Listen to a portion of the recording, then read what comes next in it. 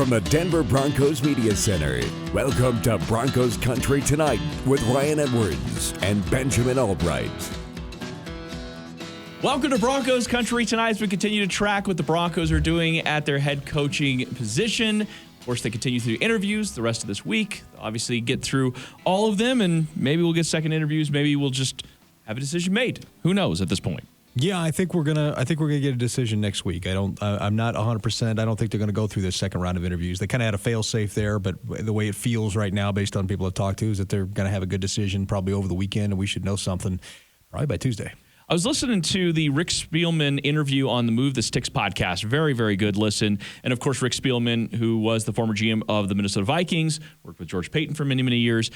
They were asking him a bunch of questions about philosophy as far as a GM. And towards the end of the interview, they were asking about philosophy as a GM hiring a new head coach. Mm-hmm. And there was some interesting stuff in there. And I kind of wanted to bounce these things off you and then also simultaneously wonder how much George Paton might use some of this and who that might help him figure out who should be the next head coach. So one of the things that jumped out almost immediately was that he said he liked to interview his players. Like when they were looking for a new head coach, he'd ask his players, what do you want? What worked with the last guy? What didn't work?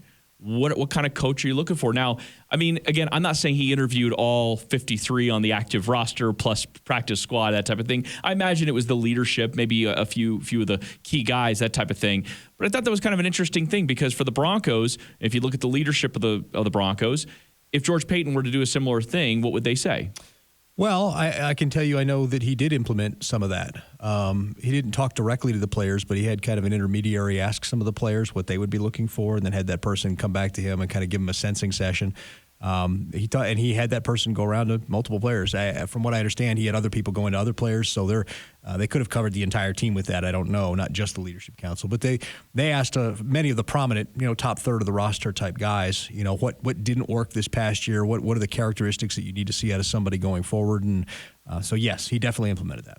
What I think was so, I mean, it seems common sense, right? But what was so, I guess, simple about it was how he said you could have whatever coaching candidates out there, but not all coaching candidates fit your specific team. Mm-hmm. And you can get into the scheme fit of guys and all those kinds. And he did talk a little bit about that. But more than anything, he was talking about the personality of the team. Mm. And so where you might say Dan Quinn is the highest regarded coaching candidate out there, every team wants to talk to him seemingly. And so that would be the guy. But that doesn't necessarily make him the best candidate for every team simultaneously. Yeah, I think there are some teams that his style or his philosophy may not be the one that go over. There are some like Bill Belichick's style doesn't play everywhere. Everybody has different leadership styles. The thing is creating a culture and then finding the guys that are the right fit for that culture and then weeding out the others, And just because a guy may not be a fit right away doesn't mean he won't eventually be a fit. The question is whether or not you can win enough games to justify getting that culture in place, in the first place. Right. Absolutely. And again, it's also a little bit of a response of what you had before too, right? Mm-hmm. I mean, if you had, say in this case for the Broncos, they had Vic Fangio and his leadership style. I think some people would think, oh, you're going to go the opposite of it. Well, that's not necessarily the case. There might be some things that Vic Fangio did as far as leadership, as far as holding guys accountable, that maybe some of the players really did like. And so maybe they didn't like necessarily the way he did it, the way he went about it. But like, for instance, the Broncos were one of the best teams in the league of penalties, especially on the defensive side of the ball.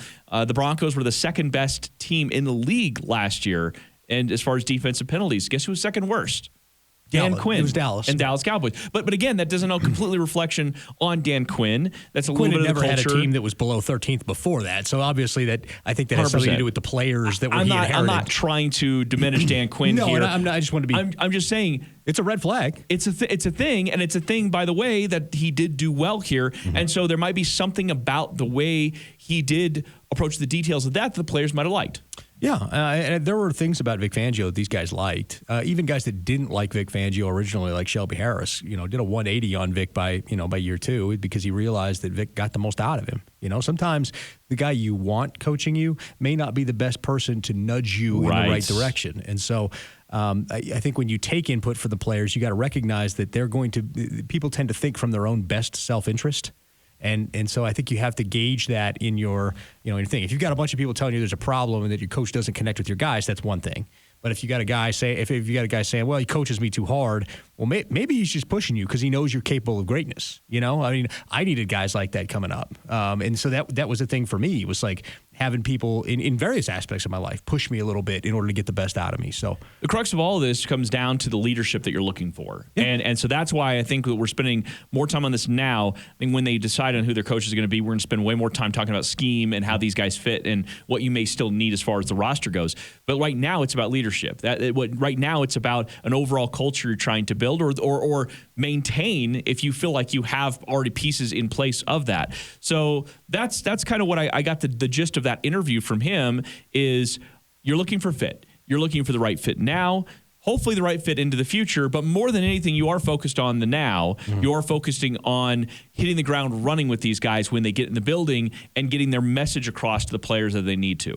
Yeah, and I think, as a head coach, you have to come in here and you have to hit the ground running in establishing your culture, making sure and try to get everybody to buy in right away, because that's the biggest part of being a head coach is like, here's what we're going to do. I need you guys to jump on. You don't know me, but I need you to jump on board as we go into battle here. I need you to follow me, and as I charge up this hill, and many a guy has come in with a rah-rah, charged up that hill, turned around and realized nobody was behind him. C1 McDaniels, Josh, that was here a few years ago.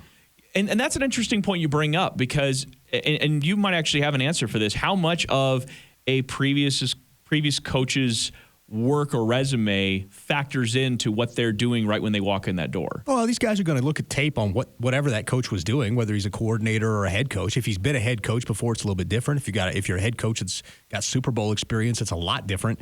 You've been to the big game before. You know how to get there, and so that's there's cachet to that. That resonates in a locker room. It's not just the resume of, hey, this guy coached good defenses when he was a defensive guy, or coached good offenses when he was an offensive guy. Oh, by the way, he went to a Super Bowl. Whether you want or not, like getting to the Super Bowl means a heck of a lot more than like just getting to the playoffs or anything. Getting to the big game shows you know how to establish a winning culture when you have to play against the toughest teams.